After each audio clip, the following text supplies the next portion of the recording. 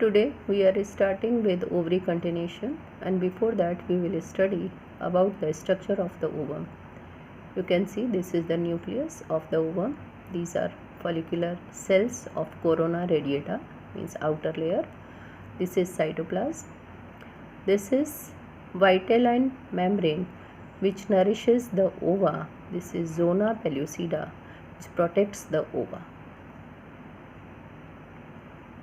Now we will study about TS of ovary.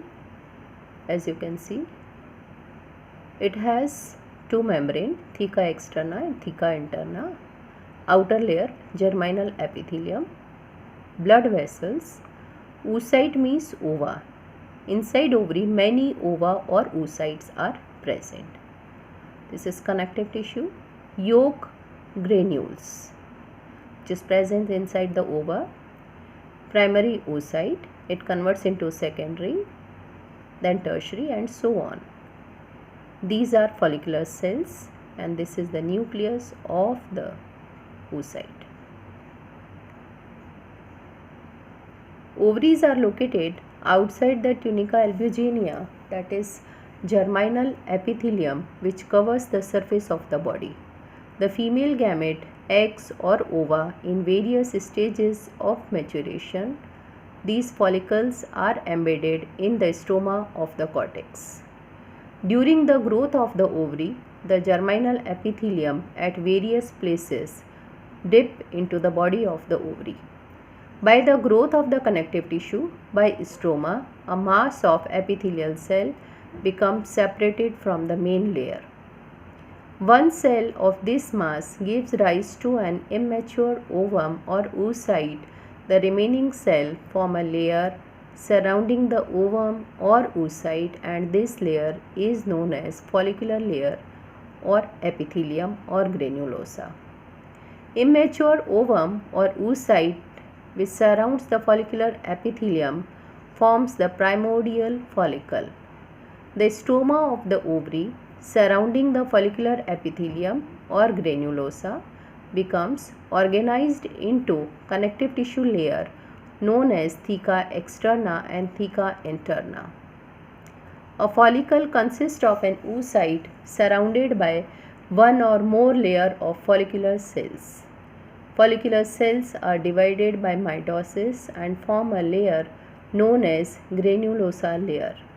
A thick layer known as zona pellucida surrounds the oocyte and the mature follicle is known as Graafian follicle. It has a cavity which is filled with fluid.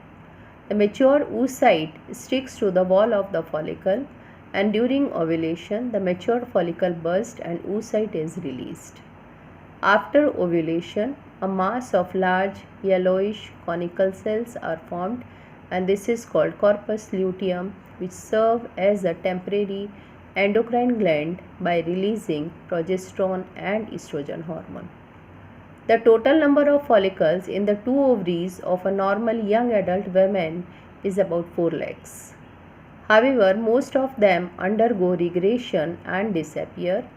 This regenerative process of follicle is called follicular atresia.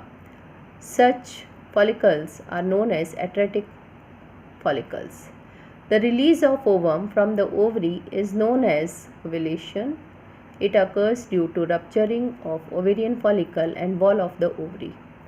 Generally, only one ovum is liberating in each menstrual cycle. It is a cycle in female in which blood oozes out through the vagina due to release of ova for unfertilized egg. In average duration of 28 days by alternative ovaries. Only about 450 ovas are produced by human female over the entire span of her reproductive life, which lasts about 40 to 50 years of age. Now we will see, this is the diagrammatic sectional view of the ovary. We have cut the transverse section. Now you can see this is the blood vessels, this is primary follicle, converts into secondary follicle, tertiary follicle. Next stage, a cavity is formed This is known as atrium, and this structure, now known as Graafian follicle, at the stage of the maturity, ovum is released, and after releasing ovum, it is known as corpus luteum, and again it will degenerate. This is what I have taught you. I am sending you its PDF. Thank you.